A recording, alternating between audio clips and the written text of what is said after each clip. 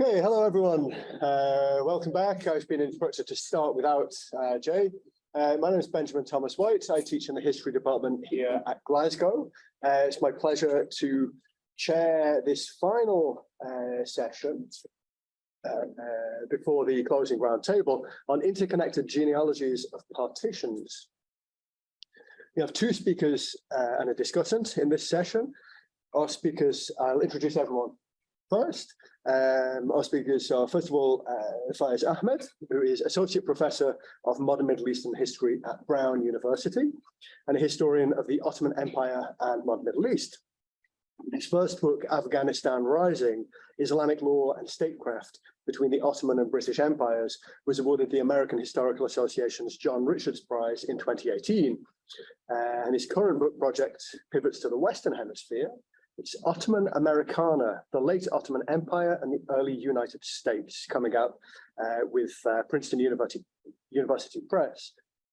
It examines the social, economic, and legal underpinnings of Ottoman-US ties from the 18th to 20th centuries from Ottoman perspectives.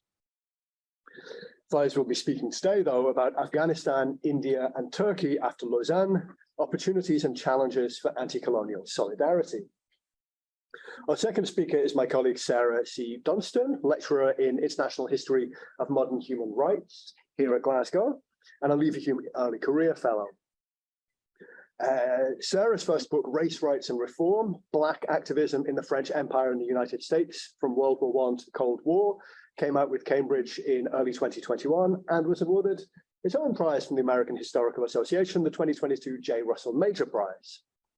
And she's currently writing a monograph that maps out how philosophical and cultural understandings of what it meant to be human were deployed in the mid-20th century to craft human rights and citizenship legislation at the level of the international and the national. Finally, our discussant is Professor Faisal Devji, who told me that I should just say he's Professor of Indian History at the University of Oxford. I will, though, say that Faisal's research focuses on the intellectual history and political thought of modern South Asia, as well as the emergence of Islam as a global category. He's the author of 4 books, most recently Muslim Zion, Pakistan as a Political Idea in 2013, and The Impossible Indian, Gandhi and the Temptation of Violence in 2012. Professor Devji's recent work deals with efforts to think beyond the nation state and the inheritance of anarchism in the post-colonial world. We have only 2 papers, so each speaker is going to be speaking for up to about 25 minutes. We've already agreed our protocols for timekeeping, and then there'll be about 15 minutes for comments from Faisal. Faiz, would you like to get started? Thank you, Ben. Good afternoon, everyone. I feel confident enough to say on all our behalf, I'd like to extend a warm thank you to Jay as well as we reach the end of this program. Rochelle, Linda, and many others who have been working so hard to organize this excellent conference and bring us all together. It's also a chance to thank an old interlocutor I haven't met after many years as Jamil Aydin in my own field, but equally meet new interlocutors across a variety of fields that I know nothing about all over the world. In fact, I was looking over the program, and this is not a negative comment, it's actually praise for the lineup of the conference. My paper is the only one that's actually engaging the Turkish War of Independence, which is, of course, the foremost force, historical force, bringing about the Treaty of Lausanne. I actually think that's a good thing, because every other paper has talked about the significance of Lausanne or partition for so many other parts of the world. If we could pull up the title page only, the first page of the paper. So a bit of an update on protocols for what I'm going to do. I'm actually not going to read from my paper, other than the title, the updated title, for a variety of practical but also strategic reasons. It's long, and part of that reason is that it is remainder, to use Ollie's term, cobbled up remainders that did not go in to the first book, and that actually are also drawn from my first project on the Ottomans in Afghanistan. And this has to do with precisely the Treaty of Lausanne.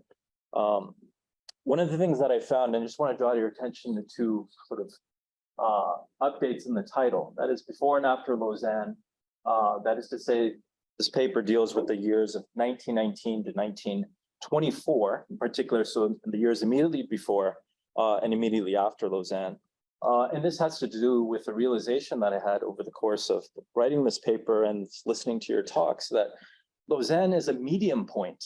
It's an excellent, both chronologically, but also subject-wise, substantively a median point, an intermediary point of convergence, of what I call the anti-colonial convergences that are taking place between 1919 and 1923.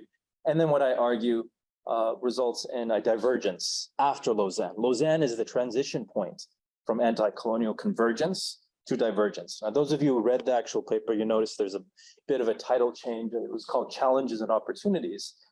This change in wording, I think, is significant and ties into the conversation that I really enjoyed between Glenda and Laura after the keynote this morning about motivations and intentions. I think challenges and opportunities signifies, it's a little too intentional for me, signifies that we can just study these convergences, mistakes learned, and then easily apply those lessons. Things are clearly not so simple or straightforward. In fact, what I'm going to argue, and here we go, we'll just go ahead and begin with, I will outline some of the salient points over 5 to 10 minutes, and then maybe over 5 minutes after, hoping to end at 15 to 20 minutes rather than 25, I'll discuss the more interesting part, which I think is the divergences. I'm trying to end a little bit early, not out of disrespect for this esteemed audience. Actually, to the contrary, I'm for selfish reasons, I'd really like to learn from Professor Faisal Devji and what he has to say about this, and equally from all of you. Okay, so moving forward. Convergences.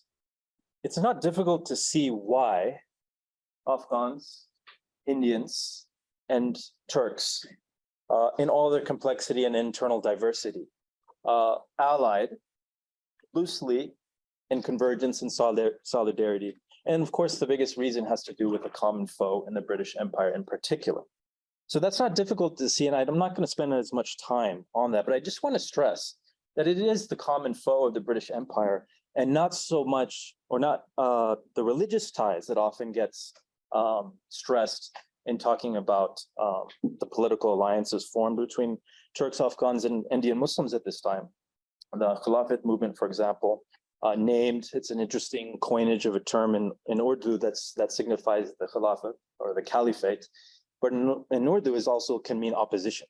It doesn't have that same meaning in Persian and Turkish, but so it's a very brilliantly coined term to signify what is essentially a political movement to oppose the partitioning of the Ottoman Empire.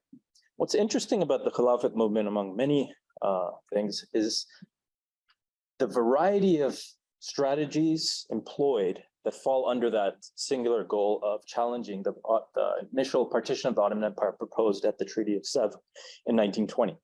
It employed vociferous and voluminous letter writing. You can find hundreds to thousands of letters in the India Office records, among other places, from Indian notables to even common Indians writing in English and other languages protesting the terms. Letters from not only India's Sunni and Shia Muslims and other denominations, but Hindus, Christians, Parsis, non-denominational Indians, all voicing opposition to a government that they never lived under.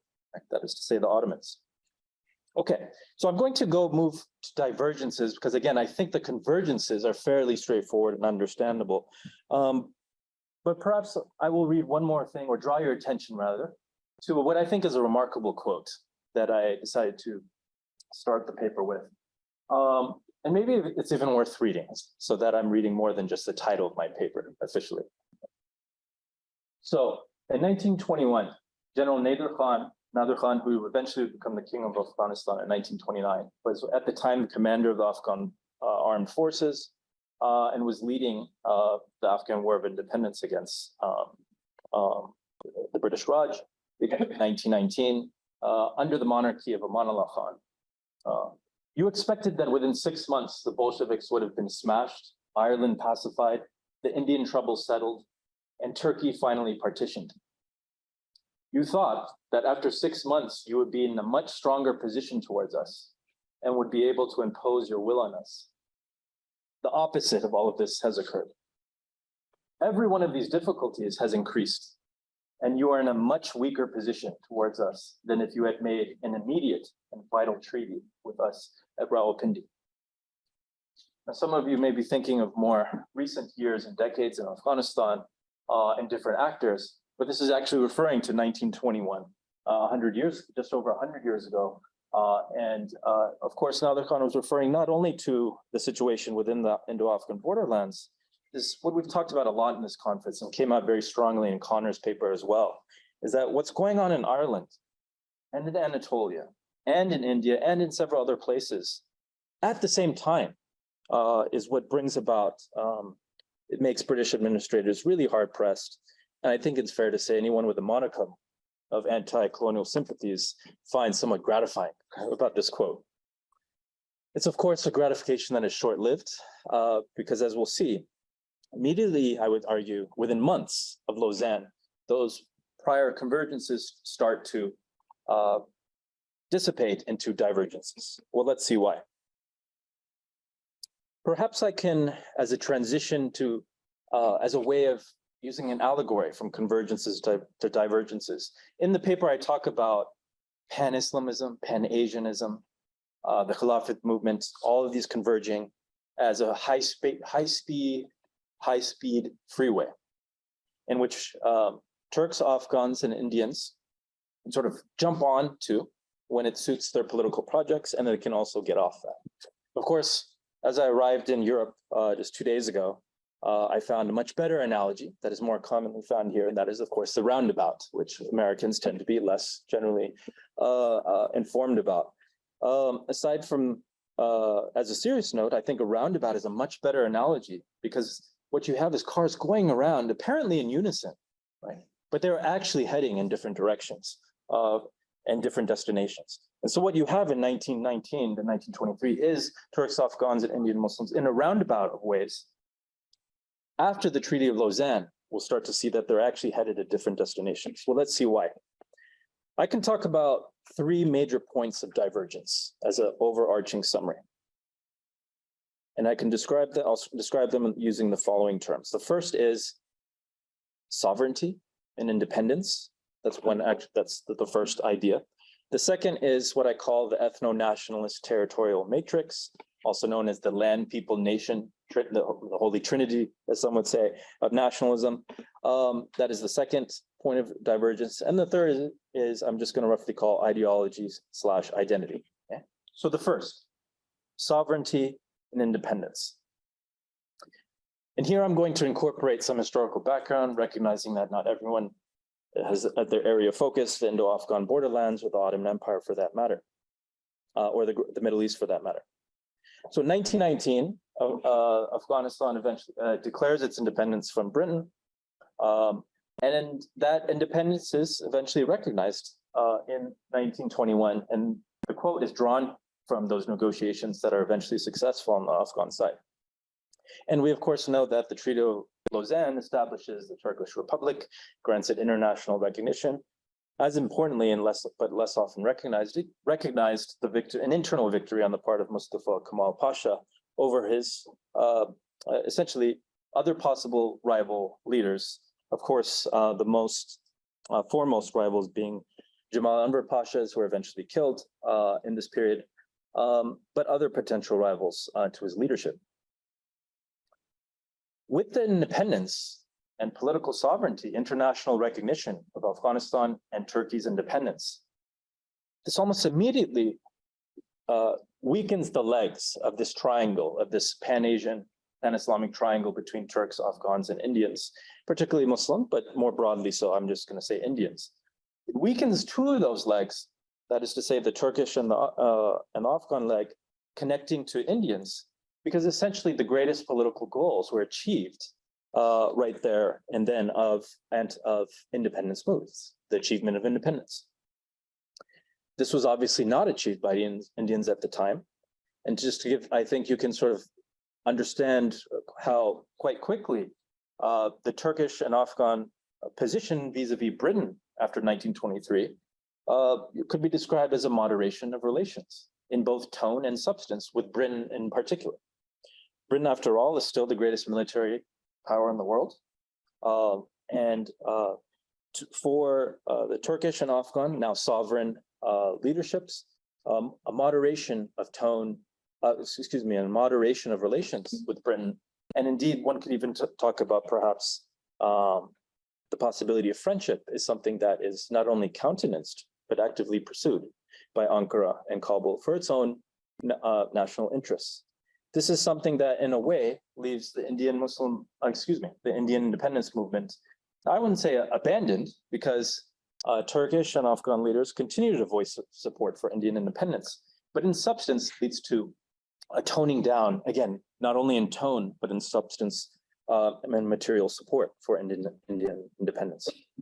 I think that's fairly easy to understand, but the other two, what I call the ethno-nationalist territorial matrix that we see at play in the now sovereign, internationally recognized Turkish Republic, and again, the now sovereign, internationally recognized Afghanistan, is a little more, I think, interesting and worth picking apart. I can do that by way of some examples that really highlight how post-Lausanne Turkey, and we should say post-1919 or post-1921 Afghanistan, but just for simplicity's sake, I'm just going to say post-1923 Turkey and Afghanistan. What they have that sort of sows some seeds of discomfort on the part of Indian Muslims are the following. Number one is, let's begin with Afghanistan, actually.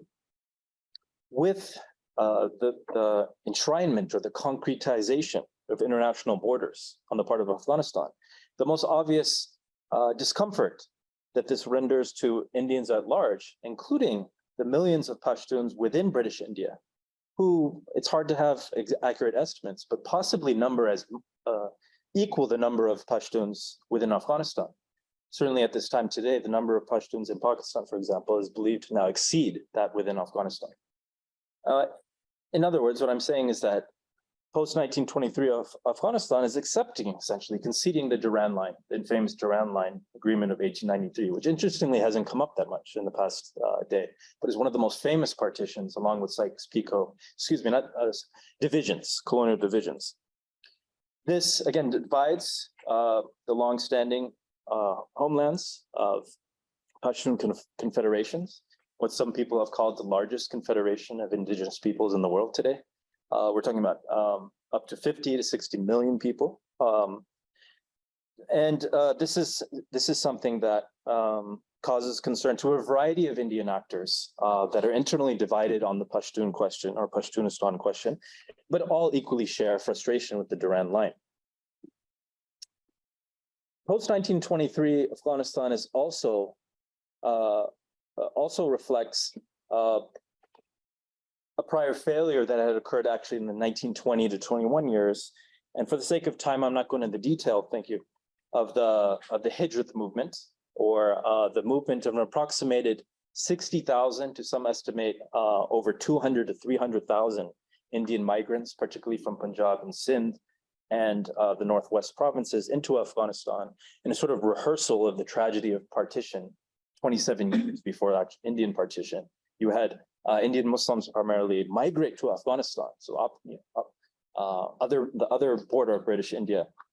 And it was an abysmal failure, particularly having to do with lack of material support to receive these migrants. So 1923 is Afghanistan with its or concrete borders is sort of rubbing salt into the wounds of that failure. Let's now move to the Ottoman case, post-1923, what I'll now call post-1923 Turkey. On a somewhat symbolic level, this is clearly far from symbolic. This is impacting millions of particularly the Arab-speaking populations of the former Ottoman Empire. Lausanne is conventionally treated as an immense victory in and outside Turkey, right?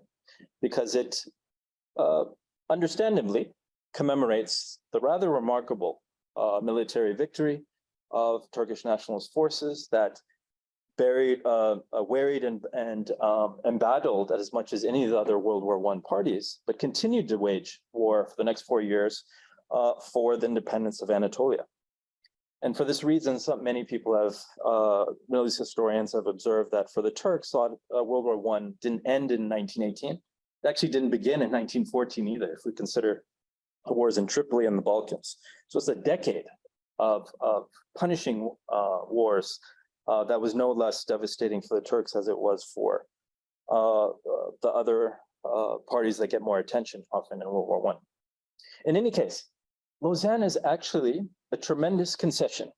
This is an argument that many of us have made in our conversations last night and conversations today, but is not commonly recognized in and outside Turkey. Let's lay it out quite simply.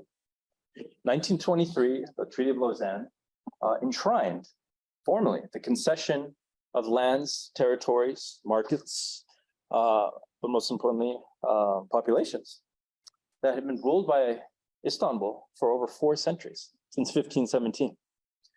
Not being an expert in British history, that is certainly longer than Scotland has been part of the British since Britain and Scotland have been unified as a single monarchy. And we can give, not to mention Wales and Northern Ireland and so forth. 4 centuries of rule. In other words, and here let's tie it to the Indian Muslims. For many Indians watching this, the more careful observers were not so much celebrating Lausanne. They did recognize the tremendous military victory and the preservation of Turkish sovereignty over Anatolia, of course, Istanbul, Eastern Thrace. But they were concerned about signing over Hijaz, the holy sites of Hijaz, Palestine, Jerusalem, and of course the holy sites of Iraq, which are equally, not only for Shiis, equally or almost as equally important as Jerusalem and Hijaz, given the sites of pilgrimage that take place in southern Iraq. So this is no light concession. In other words, Jerusalem, Aleppo, Damascus, Mecca, Medina, Karbala, Najaf, and so forth are as important as Istanbul. And for them to be conceded to essentially British and French mandatory rule was not something to be celebrated at all. There's many other things that we can talk about under but all of these fall under the territorial land nation matrix that both Mustafa Kemal Pasha, Mustafa Kemal, the president, and then King Amanullah are building upon, because they're essentially saying, look, the reality is we are an ethnic nation state, and they proceeded with building a state building program along those lines for better and worse. Okay, because I wanted to leave it, finish a little bit early. I should be at about 20 minutes now, right?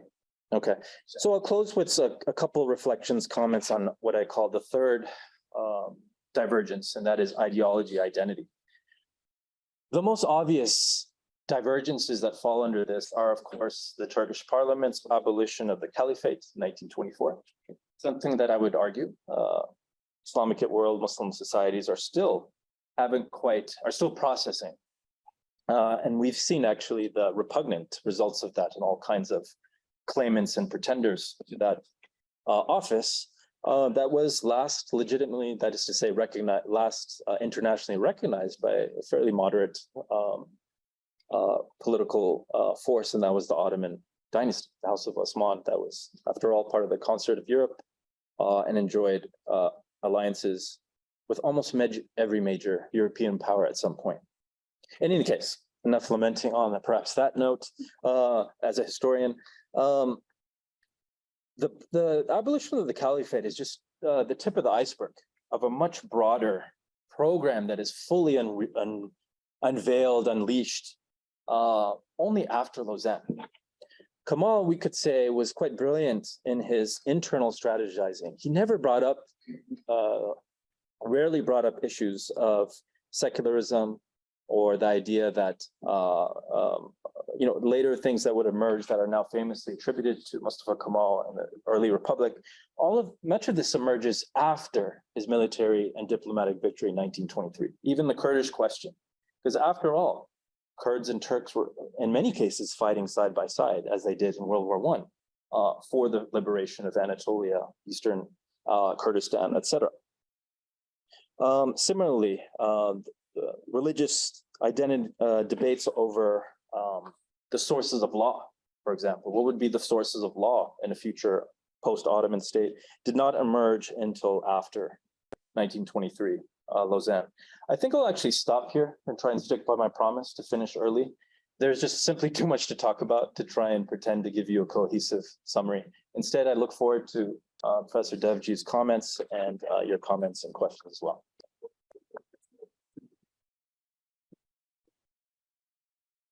Thank you, Faiz.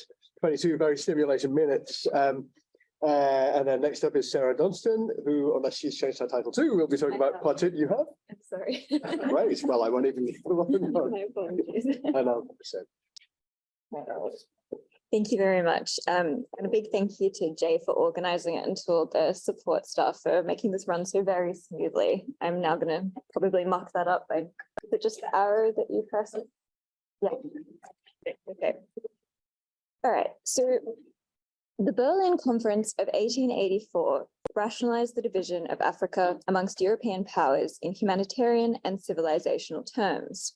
And as we heard yesterday from Glenda's talk, these borders also conveniently portioned out commercial interests to these European powers. Now, many historians would not include the history of 19th century division of Africa in their genealogies of partition.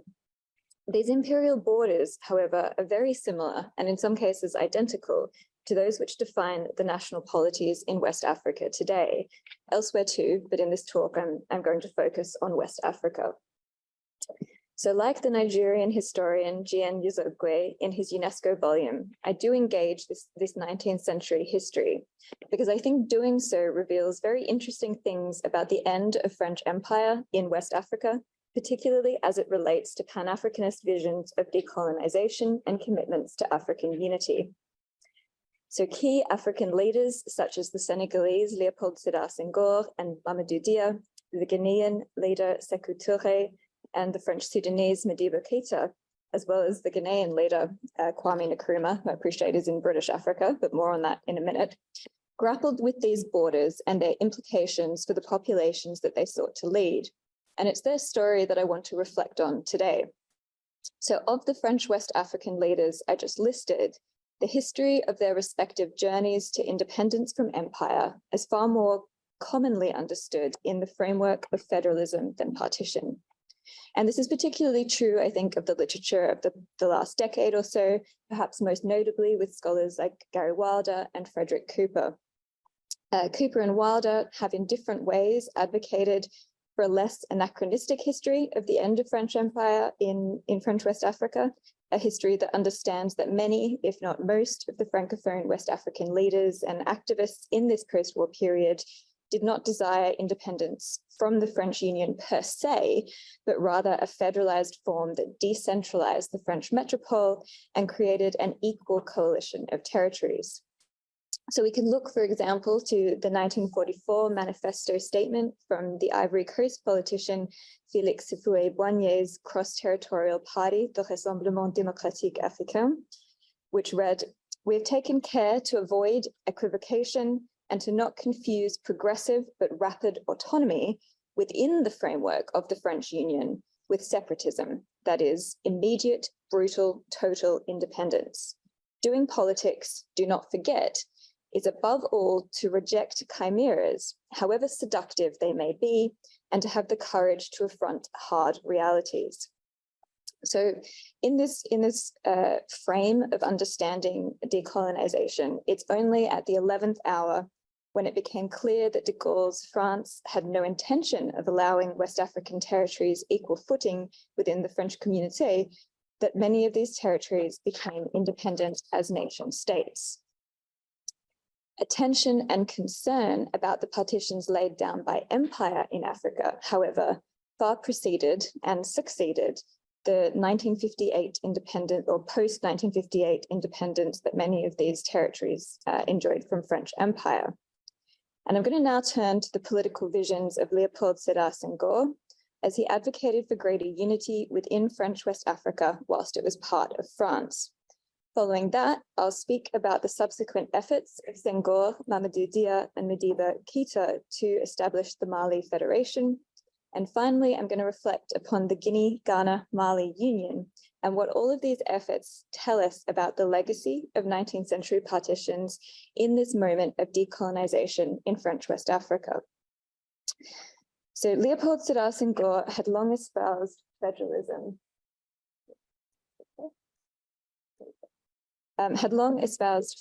Within the French Fourth Republic, but by 1954, he made it the centerpiece of his political aims. He saw it as a means by which to overcome, quote, the inequalities which result from colonial conquest, especially where there are differences of ethnicity and of geography. For what is federation, if not the system which establishes equality between countries and thereby between races? He also imagined that this might ultimately go beyond the historical French Empire to acknowledge a long, if asymmetrical, relationship between Africa and Europe more broadly, a kind of Eurafrique. That, however, is a story for another day.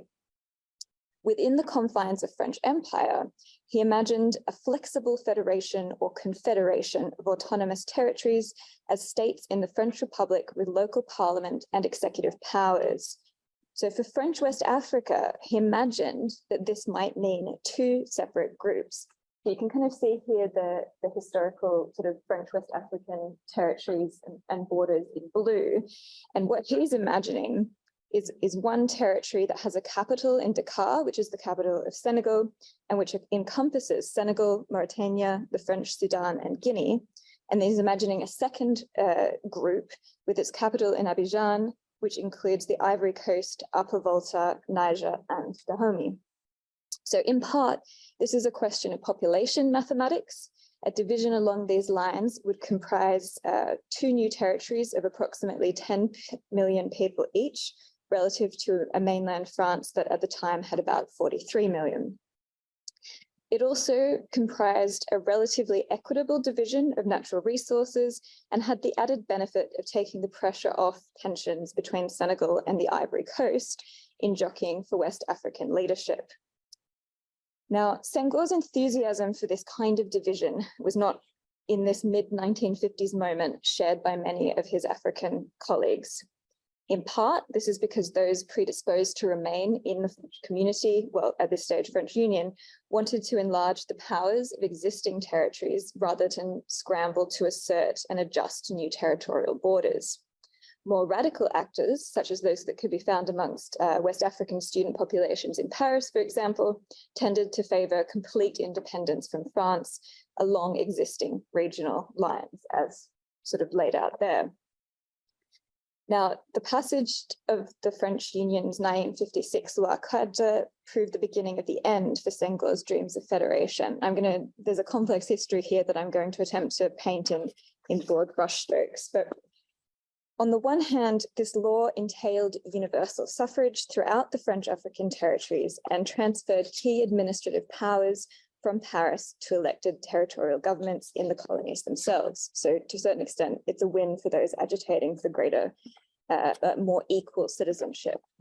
However, as Senghor was quick to note, this also meant the end of access to the resources of the French Empire as a whole for these territories.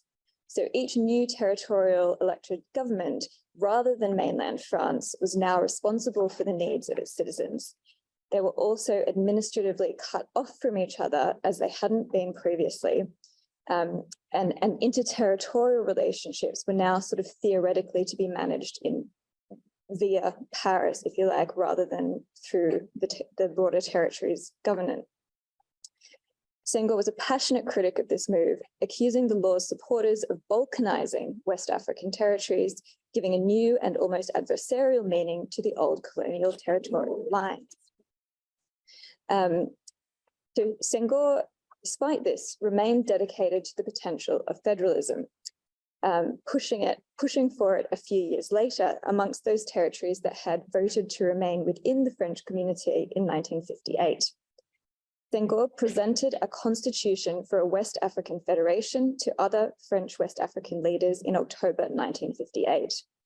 Of the 7 remaining territories, Senegal, Dahomey, Upper Volta, and French Sudan responded favorably to the idea, whilst Niger, Mauritania, and the Ivory Coast did not. At a conference in Bamako in December 1958, and then in Dakar, a constitution for this proposed federation was produced. Now, de Gaulle's French Fifth Republic and the Ivory Coast were highly critical of the constitution and the proposal in general, and brought considerable pressure to bear upon Dahomey and the Upper Volta to reject it. Senghor tried to form a kind of political party with the goal of backing this federation more broadly, the Parti du Regroupement Africain, or the PFA. But ultimately, the 1959 formation of this federalized territory, the Mali Federation, which took its name from an older pre-colonial African empire, actually only comprised Senegal and Sudan. The French Sudan leader, Modibo Keïta, became premier, and Mamadou Dia of Senegal was vice premier and minister of defense in this new federation, which is, you can see in pink there. So these leaders requested formal independence from France in 1959, and de Gaulle granted that on a visit to Dakar in the December of that year. Now, the new Mali Federation was an interesting union of what one contemporary newspaper commentator labeled the empire's favored child with that of its most neglected stepchild. Dakar had, in the interwar, been referred to as the Little Paris, la Ville Impériale, and had been a sort of hotspot for commercial investment of French resources, partly because it was a port city, right? It was really well situated for import-export. And in the post-war, it had also been home to the fiscal planning agency for French West Africa under the French Fourth Republic. In Senegal, more broadly, 10% of the population lived in towns of over 20,000 people at the time of independence. In contrast, only 1.8% of those living in the French Sudan lived in urban environments. Indeed, Sudan had never been offered the same kind of trade opportunities to French Empire as the coastal territories, and thus had not been the recipient of anywhere near the same level of colonial development investment. So to give you an example of the difference, in the 4-year period between 1948 and 1952, France had launched a new program of development in French West Africa. Of the funds dedicated to the entire region, Senegal received exactly half. The rest of the funds were spread unevenly between the remaining territories, with coastal territories of the Ivory Coast, Guinea, and Mauritania receiving the majority, and the French Sudan receiving very little. As such, when the Mali Federation was formed, the French Sudan had almost no industrial sector. And moreover, the region's boundaries had a kind of messy history. From roughly 1902 through to 1933, it had been administered by the French as a roughly bordered territory. In 1933, however, it had been combined with the Upper Volta. This decision was reversed again in 1947 when the Upper Volta was reconstituted and subsequently administered as a separate territory. And in contrast, Senegal had roughly the same geopolitical borders for over 150 years. So we're talking about two very different histories here, even though both administered by French Empire. And all of this is not to say that there were not other reasons that made the union seem reasonable and desirable. Both territories had a Muslim majority, and the educated minority who would constitute the government shared the language of French. As Senghor and Keïta noted in a joint speech in 1959, all of the French West African elite for the last half century have received the same training. Whatever may have been their origin, all the cadres of former colonial civil service went through the William Ponty, and this experience together has created strong ties, a single will, and common aspirations. Moreover, although Senghor himself had left the Islamic faith, 3/4 of the elected deputies in Senegal and 4/5 in what had been French Sudan were Muslim. Mamadou Dia, the vice premier and an economist by training, also believed that the economic differences between the two territories were in fact complementary. United, the two regions would be much stronger than divided.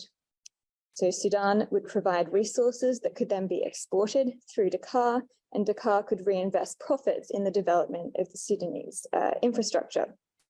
And it's worth noting here that the French Sudan was minerally poor and the primary economy revolved around the cultivation of groundnuts.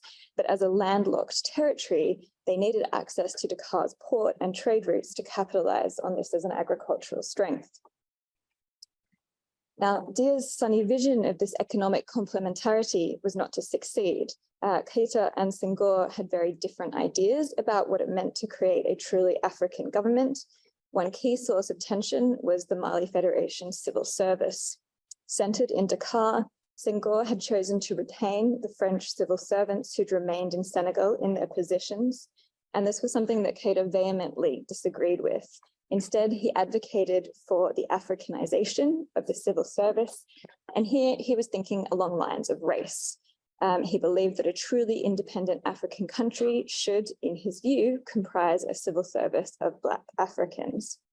In contrast, Senghor believed that expertise was more important for the new country, and this was an expertise that he felt lay in those who'd been trained in French administrative procedure.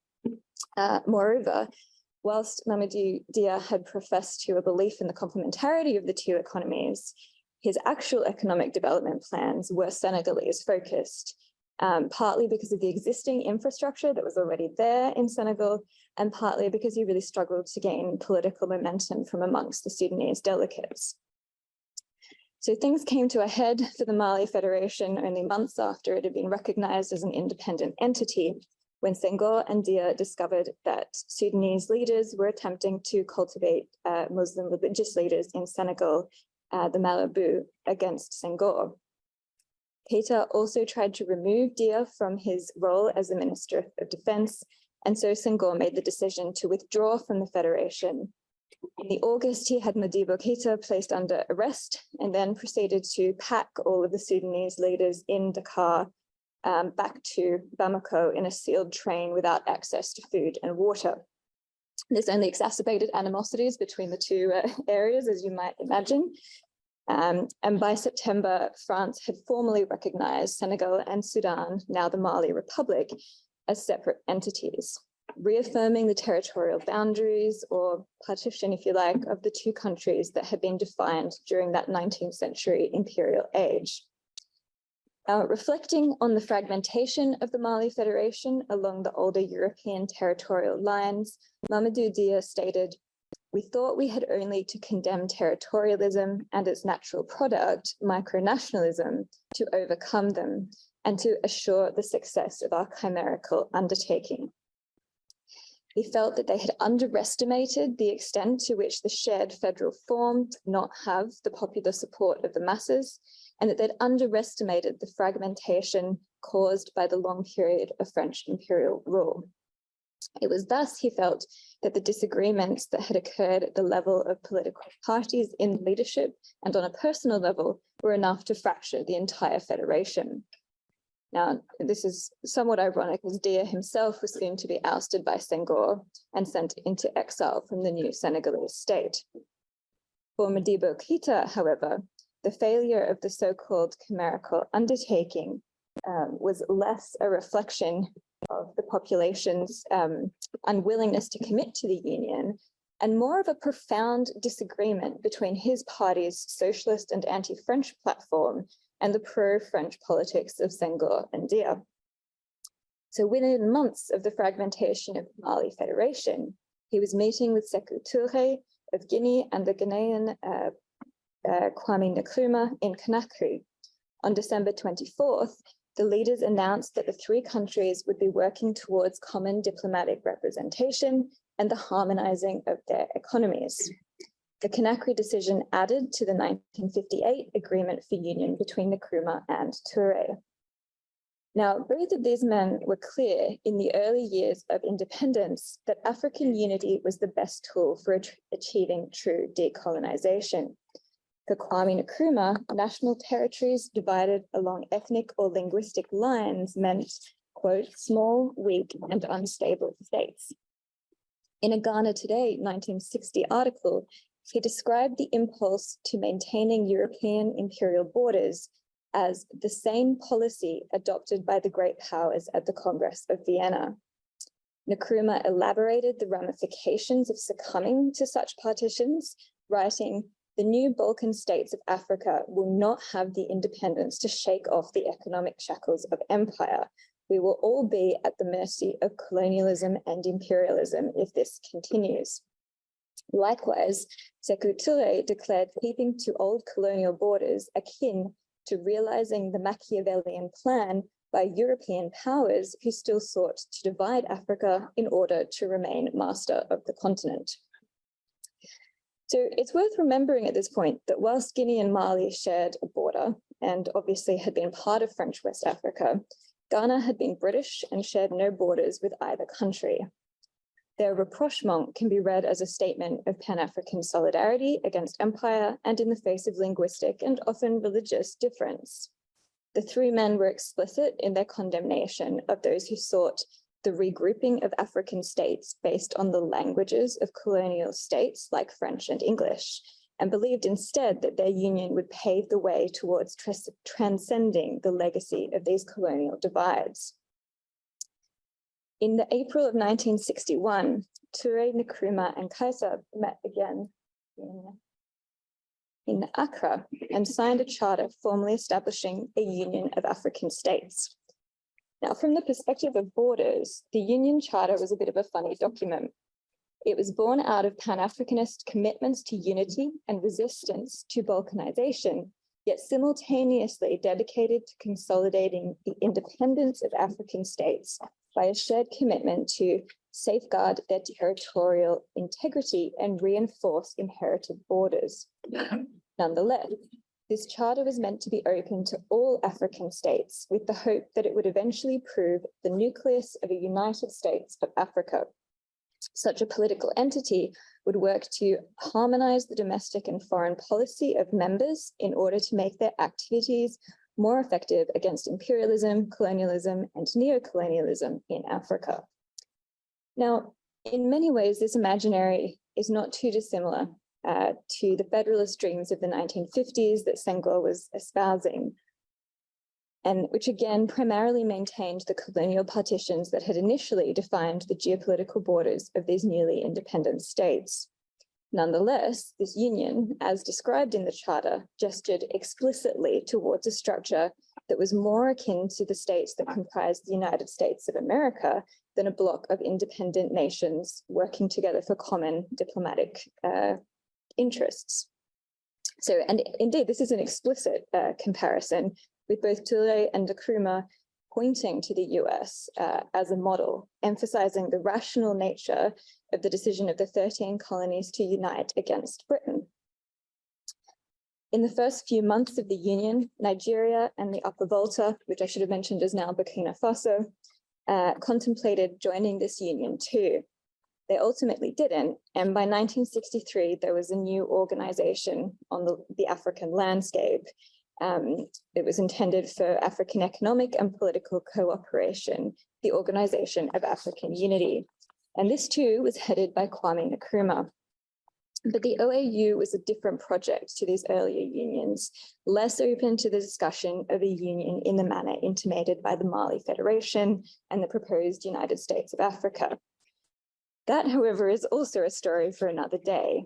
But for the moment, I want to suggest that these unions and federal forms in the very immediate aftermath of the French Empire, or as it was unraveling, were exercises in thinking about political futures that might overcome the problems of colonial partitions and the resulting inequality of development and access to natural resources.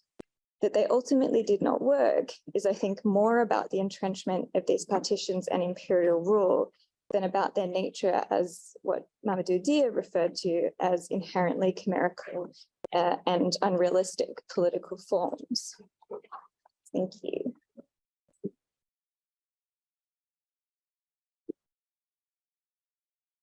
Thank you, Sarah. Thank you. Allow Faisal to be brought up on the screen. Hello there, Faisal. I'll now, I'm not sure quite how I'll go about waving a piece of paper at you if you get beyond 15 minutes, but I invite you to comment on those papers. Perhaps raise questions for us to think about for the next 15 minutes.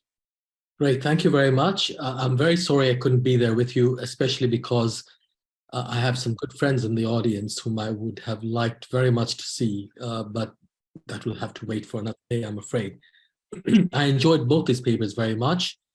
I enjoyed Faiz's book, Afghanistan Rising, as well. So it was a particular pleasure to read his paper for this conference. And I think, some of the ways he's allowed us to think differently about anti-colonialism, decolonization, and pan-Islamism, to use a word that one shouldn't really use, are extraordinarily productive. So on the one hand, you have new periodizations. I love the idea that Afghanistan and Ireland should be, as it were, the starting points in the trajectory of decolonization, at least in the British Empire, the starting points that are normally claimed by India and Pakistan. So India and Pakistan come quite late to this story in Ahmed's paper, which I greatly appreciate. In addition to the periodization of anti-colonialism, of course, there's also an alternative periodization of the First World War itself, which the pan-Islamic, again, to use that unsatisfactory term, movement really splits up. So it's no longer 1914 to 1918 we're talking about. It's perhaps two or even three moments. 1912 to 1913, the first mobilization, certainly in South Asia, over the Balkan and the Tripolitan Wars. This is when the famous Indian medical mission is sent to the Ottoman Empire. And then it goes underground for the duration of the war and starts again in 1919 until 1922, when the Khilafat movement is officially closed as part of the Indian non-cooperation movement, and it sort of limps along until 1924 with the abolition of the Caliphate. So there you have two or three periods of mobilization which do not coincide with the war at all, actually. And I find that quite fascinating because it might allow us to rethink the sort of calendrical reality of the First World War and its aftermath. Is there an aftermath at all? Is 1912 and 1913 a kind of precedent to the First World War? Or is it, does it allow us to actually squeeze the First World War itself into a much broader trajectory? And so to minoritize it rather than having it define everything else that happens either within or around it. The other approach that Ahmed takes that I found very productive is in talking about coordinated movements, which are, to use his own metaphor of the roundabout, involve a kind of mobilization and coming together without necessarily sharing the same ends. I entirely agree with this, and I would add to it, if you will, from the South Asian side, another set of coordinated activities, because you can look at the Khilafat movement as one of three that involve mostly Indians, but which are global. The first is Gandhi's movement, in support of the rights of migrant Indians in Africa, but also in Fiji, in Trinidad, all over the world, in fact, which ends in 1921 with the abolition of indenture. Indenture, of course, was the Indian successor to African slavery. That is a major anniversary which no one remembers any longer. So that's one global movement. The other is the famous Ghadar movement, which was a more militant mobilization of Indian activists, who was spread from the United States across Europe to Japan. So much broader mobilizations in many ways, though involving many fewer people than Khilafat. And the third was Khilafat itself, which was by far the most popular one. So we can fit Khilafat into another set of coordinated movements in addition to the ones that Faiz spoke to us about. I also agree with him about the fact that the Khilafat movement should not really be seen either entirely or altogether as pan-Islamist or theological in conception. and that it represents a kind of new form of internationalism, very often linked to, in the post-war period, the League of Nations, etc. But here too, there are other models at play. What I find very interesting is, if you will, an early developmentalist model, which uses the word colony and colonization. So the Indian medical mission that I described earlier, I mentioned earlier, towards the end of its duties in 1913, proposed an Indo-Ottoman colonization society that was meant to build new towns named after Indian towns, because the money would come from India, in Anatolia to house the so-called Turkish, or in effect, Muslim refugees from the Balkans. And they call it a colonization society. It's very, very interesting. You can look at that and pair with that the Hijrat movement. In some ways, Hijrat is also, in some of its aspects, a colonization movement of this kind. If you look at the famous 1920 document, an agreement between the refugees, or the people, refugees perhaps not the right term, the people migrating from India to Afghanistan, and the Afghan government, the agreement actually describes a process of colonization. The Indian migrants whom the Afghan government wants are technically skilled ones. They are meant to be able to contribute to the development of the country through agriculture, and they include not only Muslims but Hindus. Hindus are specifically mentioned in that document. So this is another form, if you will, of colonization. And I might add that eventually the setting up of Pakistan itself might be seen as a third form of colonization, as this new way of thinking about, if you will, internationalism in the name of development. So what happens to the caliphate in all this? Is it really as important? I mean, I'm reminded when I think back to the Khilafatist documents that I am familiar with, the caliph's name is barely mentioned. They don't really know who he is. They don't particularly care who he is.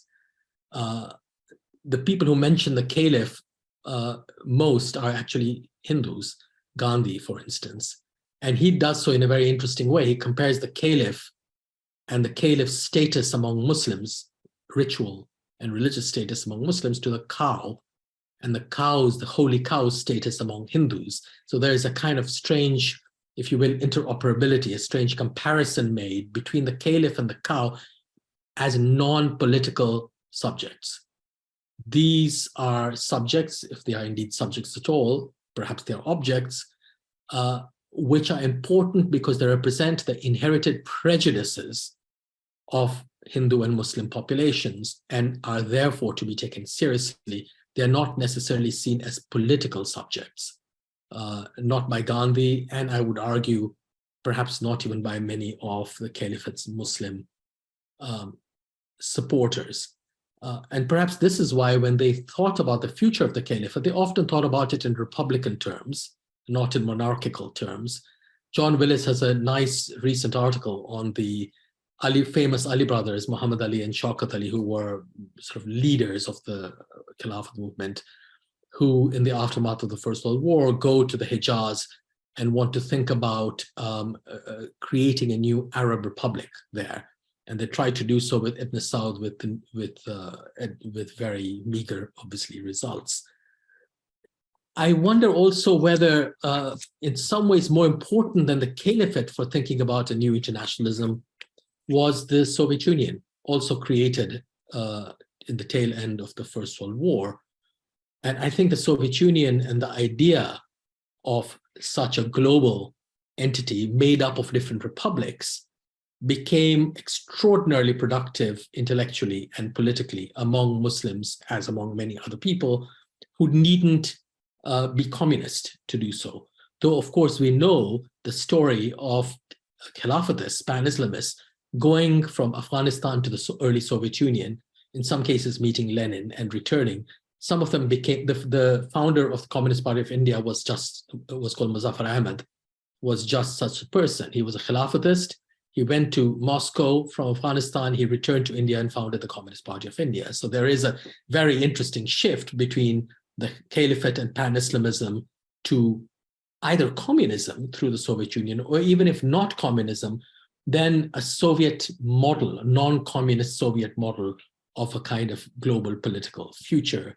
Ahmed mentions in his paper the peoples of the East. There are these great conferences in which Enver Pasha and others, Mithat Pasha and all, participated. And that would be very interesting to find out more about. Finally, on Ahmed's paper, it struck me in my readings of the Khilafat movement, how important actually the mutiny, the Indian Mutiny of 1857, was to its thinking, to the thinking of its leaders. And you see this everywhere.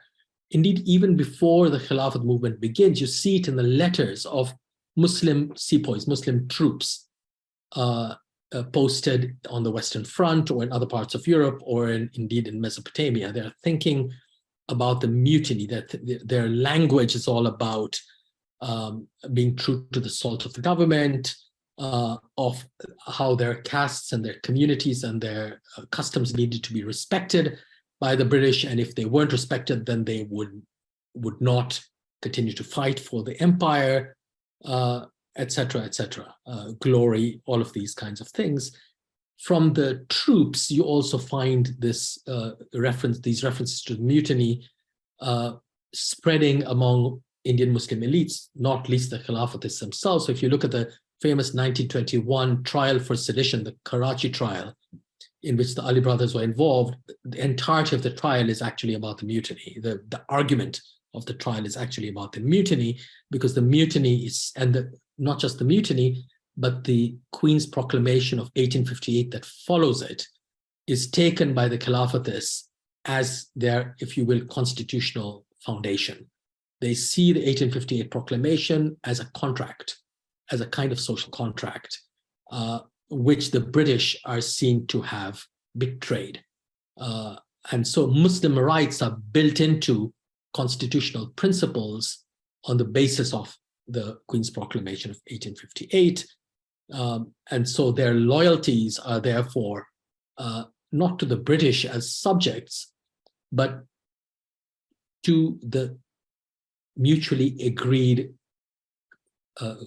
compact that these two groups are meant to have entered into in 1858, whereas the Ottoman issue is seen as a religious issue, largely. Now, very much like Gandhi, in other words, during the war, the Khilafatists proclaim allegiance to the British Empire, but on their own terms, and not in the terms the British themselves deployed. And this, I think, is really fascinating. They don't need to be anti-colonial in an explicit way. They completely transform the language of politics from within, just as Gandhi does. Gandhi recruits troops for the war with quite different reasons than the British are giving. And at the very beginning of the war, he wants to lead an ambulance corps on the Western Front in France, but again, for entirely different reasons. For his own reasons, not for the reasons of the British Empire, because he thinks there's an agreement between Indians and the British Empire. So I'll stop there with Faiz's very, very interesting paper. For Sandy's, which I haven't had the opportunity to read, but which I also found very, very interesting. I mean, here too, federation is a massively important subject in South Asia, before the war, during the war, and after the war. And it is linked very often, if not almost entirely, with Muslims. So this is a link between the two papers. Now, for Muslims, of course, one of the reasons why federalism is such an important idea is because they have by this time come to be understood statistically as a minority. And so their efforts are to make sure that minorities preserve their rights and their integrity in a future democratic dispensation. And this, they thought, could best be done in a kind of federalization of India. Here too, the Soviet Union comes to be very important as a model. And it is invoked on all sides, including, interestingly, by Churchill himself. So in the 1940s, in the run-up to the partition of India, Churchill actually proposes the Soviet Union as a model for the future of India as a united entity, as one composed of a set of republics put together in a union, just as the USSR was a union. Of course, Indian nationalists thought that this was simply a recipe for internal weakness and divisions that Britain could then exploit. But Churchill is not the only one to think along these lines. So interestingly, it's not the United States, though the US was also mentioned in these debates, but the Soviet Union. So I see I've run out of time. I will end just by saying that certainly in South Asia, the federal imagination is premised upon a critique of nationalism. And the critique of nationalism comes out of both the First World War and the troubles that are produced by the making of new nation states, and in particular after the Second World War, which is attributed to nationalism altogether. And so there is a disenchantment with the nation state, which these federalist ideas seek to capitalize upon. And one wonders, how far Pan-Africanism takes this project, and if with Pan-Africanism there is also an anti-nationalist emphasis within it. Thank you very much.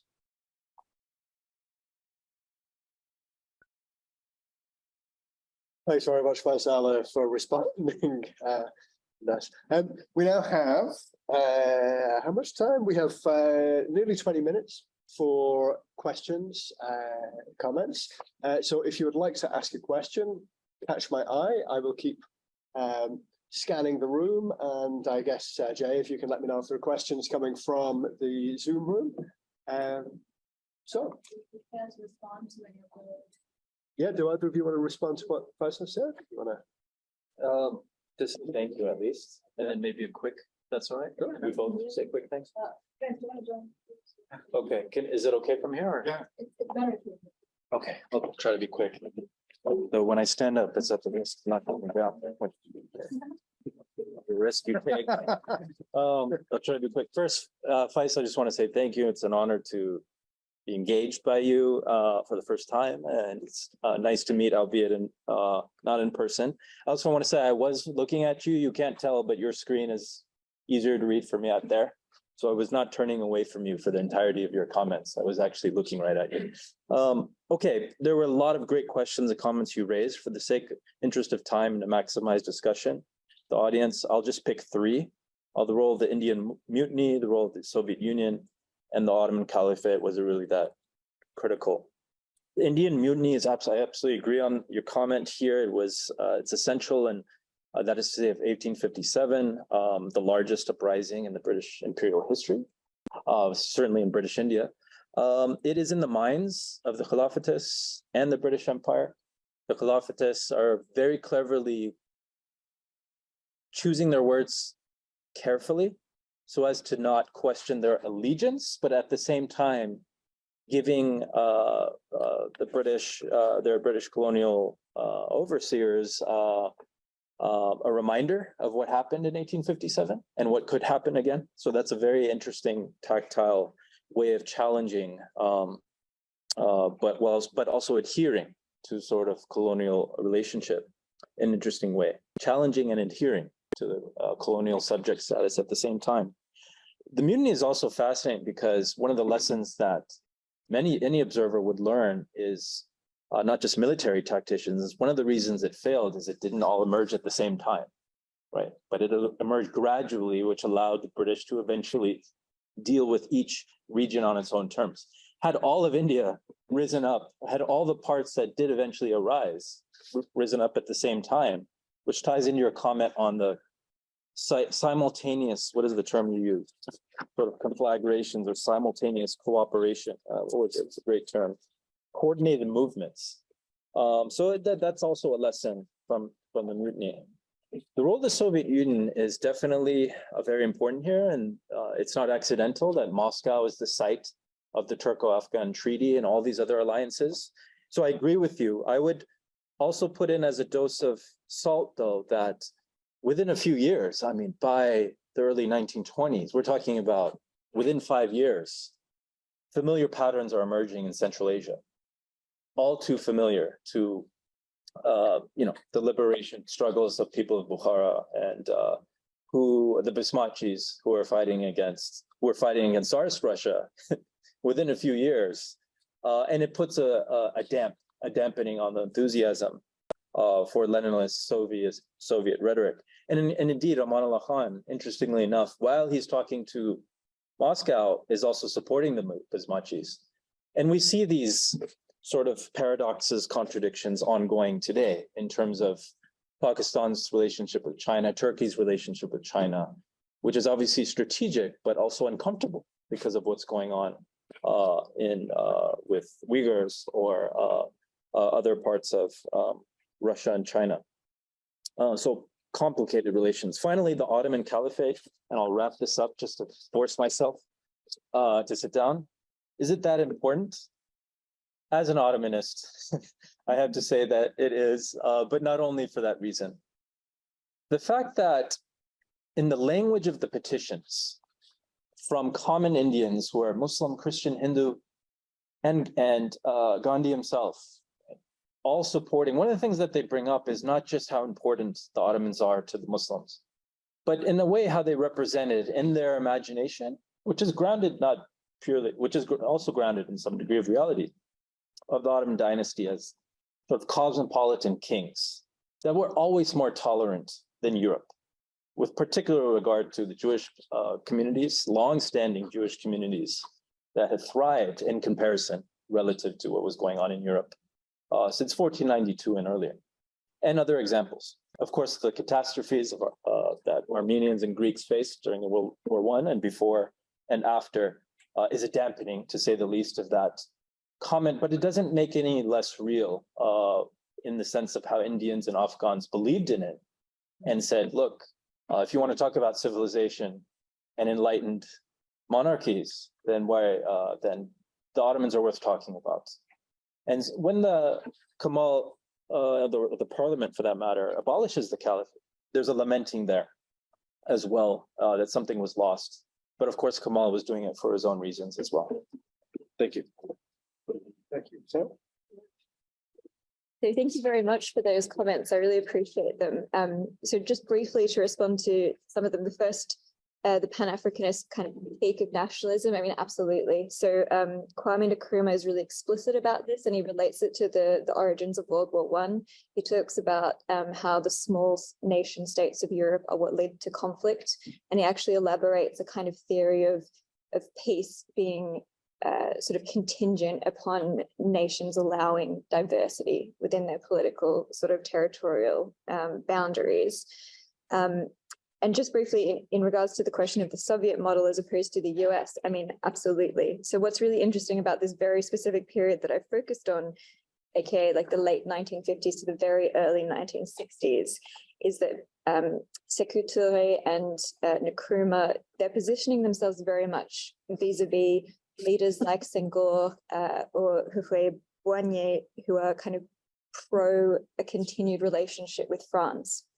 And so what Nkrumah and Touré are trying to do is establish a kind of Pan-African unity that that repudiates European influence, although very quickly this kind of fades away as they engage with, the Cold War binaries and the question of the non-aligned movement, which Keita, for example, is very involved in. And the Soviet model then becomes much more of a feature in terms of a model of generating ideas of how to deal with difference, but also in terms of very strict realities, even thinking about how you're going to develop industry in places like Ghana. So, for example, Nkrumah accepts Soviet funding for some of his efforts to develop nuclear industry in Ghana, and I'd also say that whilst simultaneously professing the desirability of Pan-African unity. You know, someone like Nkrumah is also dedicating state resources to kind of nationalist ideas, so like monuments of what it means to be Ghana. And so these two things are going on at once in tension. And I think that's what's so interesting about this moment. But I'll leave it there. Thanks, Sarah. Questions? The question asked. Okay, will you catch my eye if you have a question? The second paper, you raised the issue that's really important for partition, but not a lot of people talked about it, which is economic infrastructure and one who needs to really viable and economic entities after this. One of the things with the partition for India is that when they divided like Bengal, they ensured that East Bengal had a port, West Bengal had a port, and you had this and that. And so nothing could be really interdependent. And of course, the British wouldn't be there after 1947. But for when France is decolonized, what's happened, of course, the French are still going to remain in French Foreign Legion stationed here and here and here. There's going to be railways that interconnect the different states, going to be interdependent because of the way the railway system works. How did that work out differently in the case of India and West Africa? Was that what was discussed? Like, how are we going to have a different experience in decolonization in South Asia? Because when we become independent, we're going to have to rely on it because there's no way we will viable separately. And was this partly set up to make them weaker, maybe in the French case? Because I'm just thinking of the example of the South African controlled railways in sub-Saharan Africa. That even though you have these countries breaking away from British rule, they're still ultimately dependent on South Africa because South Africa runs the railways. That's a really good question. And I mean, railways are kind of crucial in the case of the Mali Federation, where the railways in Senegal are far more developed than they are in what was the French Sudan. I can't, I'll defer to experts of the Southeast Asia on that question, but in terms of French West Africa, I mean, I think you're absolutely right. You know, it's the coastal territories that have had the most infrastructure development. That's where the French have poured their resources, and those countries then benefit from that in this post-independence era.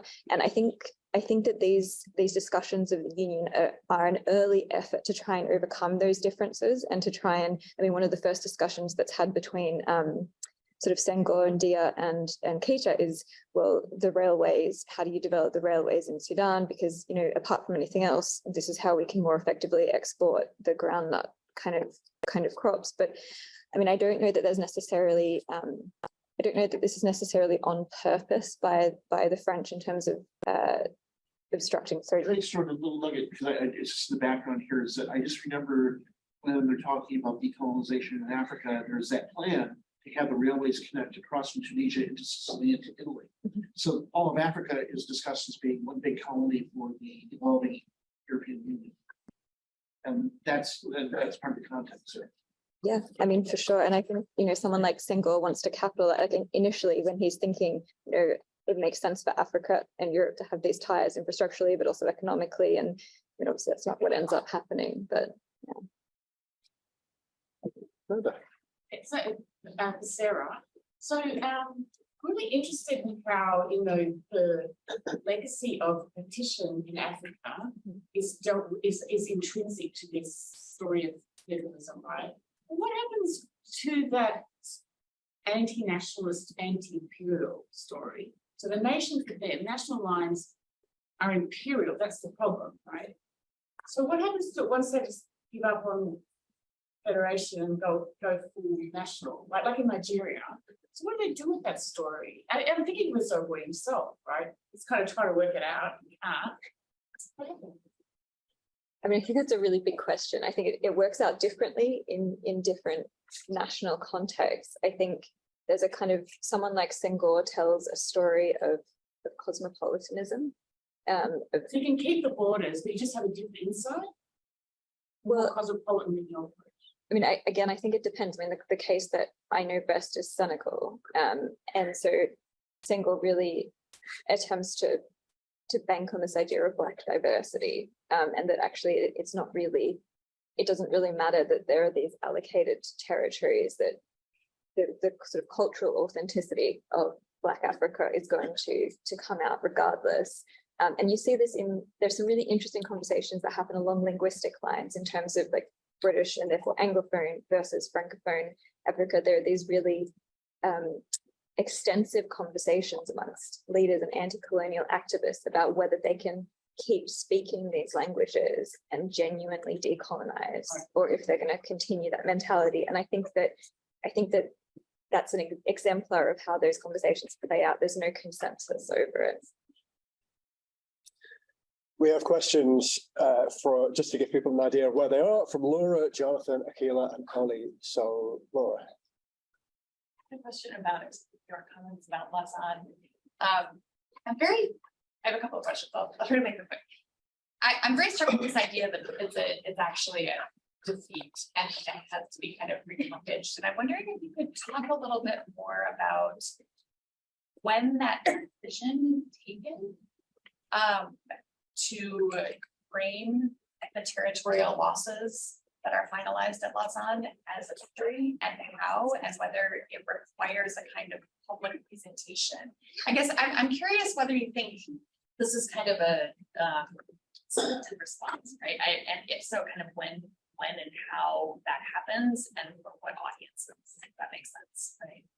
To think about, how that territorial loss is processed, presented, packaged as a victory. I think it's a very interesting point.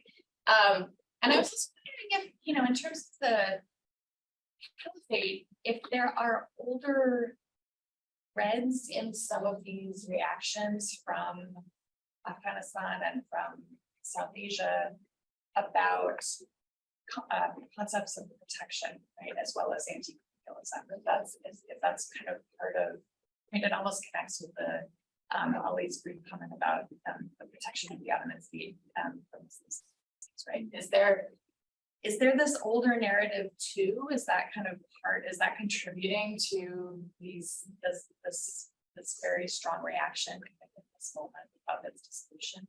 Just curious if that can testify. We have only a You want couple of to minutes pull them left. together? Should you Yeah. take the rest of the questions? Sure. Jonathan. Yeah, thanks for that. I was struck by how both papers in different ways kind of about the limitations of being able to change things or sustain sort of narratives. Which got me thinking about something we've not really discussed so much, which is about inertia, like the limits, the parameters of what makes partitions or any sort of territorial change. So is there anything sort of abstract about what leads to this, or what's holding in place these limitations? What's possible? Thank you. Very quickly, and again, I'm reflecting on ideas that have come up over the course of the day, but your panel again came back to the question of how federation it sort of sits in opposition to partition as a political concept at this time, and what we see over the course of the 20th century is partition sort of winning over the ideas of federation. And so there is a federal moment, and then it sort of doesn't quite realize itself. And I was wondering, as I was listening to both of you, to what extent is the logistics of having a state part of this balance in favor of partitions or divisions and unitary states as opposed to the federal government? So did you think the logistics of state making and functioning are part of that conversation and revolution? Yeah, I mean, I was going to ask a question in kind of a rambling, aggressive way and sort of think through it as I was asking it. I'll try to do. So, Sarah, I was really interested sort of in the first half of your paper, thinking about this group of people in Africa that they also exist in colonized Asia as well, with the called gradualists or incrementalists rather than like radicals, and where they sort of took their models of imperial evolution from. I mean, you talk in the tail end of it with Pan-Africanists and looking to the United States. I mean, you can make an argument with these gradualists or incrementalists, that they could also kind of draw from within places like the United States, whatever year before, we were arguing that they've been the empire, certain royal imaginary word press and certain thing of race and the colonies. So I'm interested in this idea of imperial devolution. Jay, should we take the question from the Jay? Should we take the question from those who? Yeah, so we have one question online, and that is for Faiz. This is from Peter, who wants to know about this contradiction between what you argue and the 1927 foundation of the League Against Imperialism. He'd like to know your observation of this sort of a divergence of anti-colonial solidarity marking post-Lausanne period. So we're 1 minute past time. Do we give them each like 60 seconds to respond to that, or do we just say take those questions and? Break and start at 4:15. Yeah. Okay, thank you. Let's say a couple of minutes each, right? Well, first of all, thank you for those questions. They're really interesting. To start with, Ollie, so what's interesting, I think, and I'm not sure I did this justice by nature of it being brief, about desires to remain within the French Union is that there's a real belief in Republican ideology. And this is one of the interesting tensions of the French Empire, is that it is simultaneously a Republican democracy and an empire. And I think a lot of those who I was taught at the elite level, specifically in West Africa, mentioned that they're all coming through the William Ponty. Many of them also train in Paris. They have a real belief in this Republican ideology, and they make a distinction between the true France, right, of this republicanism, in which all citizens can be equal before the law, and the way that it's working out in the administration of the colonies. So in terms of adopting their gradual approach to I guess, autonomy or to equality, they believe in that Republican project, and they believe that it's about political commitment to that as opposed to different. So I think that's a really important factor in how they're engaging with it. In terms of this question of federalism or federation versus partition and partition winning out, I mean, I think it's definitely that's a story of the 20th century. I mean, I don't want to say that it's about necessarily an imperative of the logistics of state making, because then it seems predestined. But I do think it is part of this 20th century history of activism or vocabularies of self-determination, and this idea of like minority rights within the state. So I think by the time you get to this 1950s moment, at least the intellectuals and activists that I'm looking at, you know, across the political spectrum, they are deploying these vocabularies of what constitutes a state, what constitutes a minority when they're talking about access to rights. And I think that becomes self-fulfilling in many ways. I don't think it necessarily means that federalism wouldn't work, but I also think that it's hard to, I mean, the interesting thing about sort of French partition of West Africa is that when it initially happens in the 19th century, you are actually divvying up, as Glenda's talk pointed out yesterday, divvying up all sorts of ethnic groups, right? And for some of them, those borders are very permeable because they're not settled, they're not settlements. And so groups like the Hausa or the U, or, you know, they move, right? And many of them decide the French, they don't like that administration, so they move over to the British side, right? You know, it's all relative, isn't it? But I think somewhere like Senegal, which has been a political form for 150 years, I think it kind of makes sense to me that there's going to be more resistance to change than, you know, in a different context. But I'll leave it there and move it to. Thank you, Sarah, and thank you for the questions. Laura, I'll try to pull together my answers too. So for Laura and Akhila, who are both talking about Lausanne as, Laura, I wouldn't say it's a loss, Lausanne. It is a victory and a loss. That's what I'm saying. It's not just a victory. It is, of course, a remarkable victory. I would go so far to argue it's perhaps the most remarkable military victory by a local actor in the Middle East in the entire 20th century, Turkish War of Independence. And this doesn't take away from all the terrors and catastrophes that are happening in the same place at the same time. But to give credit in terms of a military victory against the European powers, in some ways, oh, well, Britain was battered by World War I. Well, so were the Ottomans. In fact, arguably even more in terms of the combination So it was a victory and a loss at the same time. I just wanted to show how other possibilities in a very fluid period weren't pursued. For example, we talked about this, just thinking out loud, Faisal could have mended ties with Kemal in spite of their being enemies in World War I, and they could have kept the French out of Syria, and Faisal could have kept an autonomous kingdom. In, you know, these are just, of course, fun conversations we have now, but just to give you a sense. Okay, the brilliant question online, I want to be very clear. I wasn't arguing that we had a permanent divergence. It was just lots of ups and downs. And things are more complicated than just your best friends and then your enemies, right? Like real life relationship, we're full of relationships of in between. And the alliances, convergence and divergences are along those lines. It's a complex mix of divergence and convergence. Of course, the 1927 moment is a convergence again. I think this ties into, sorry, let me move on to Jonathan, inertia, same point. There is inertia, but there's also revival. And again, just like relationships in real life, for that, they can be dead seemingly for years, and then they can be revived. But most relationships are about somewhere in the middle, and you make what you will out of them. Logistics, sorry, this is your question, Nafila. You know, the logistics don't come up so much of it movement. It is more a combination of rhetoric that doesn't make it less real, but they're not talking so much about concrete mechanics of what a unified India would look like or free India would look. They're talking about mutual support in order to ward off the aggression that they see coming from Europe, and that is holding a lot of the people of the region down. And I just wanted to end that this, to me, as a final reflection, shows that partition is not just an event, right?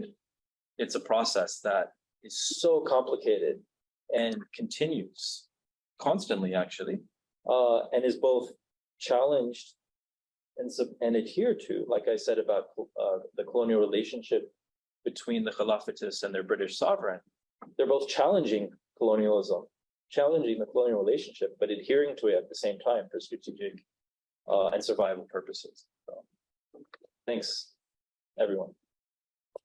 Thank you both. Thank you, Faisal, for your comments and questions, and thank you all for what was a really good discussion for our last session.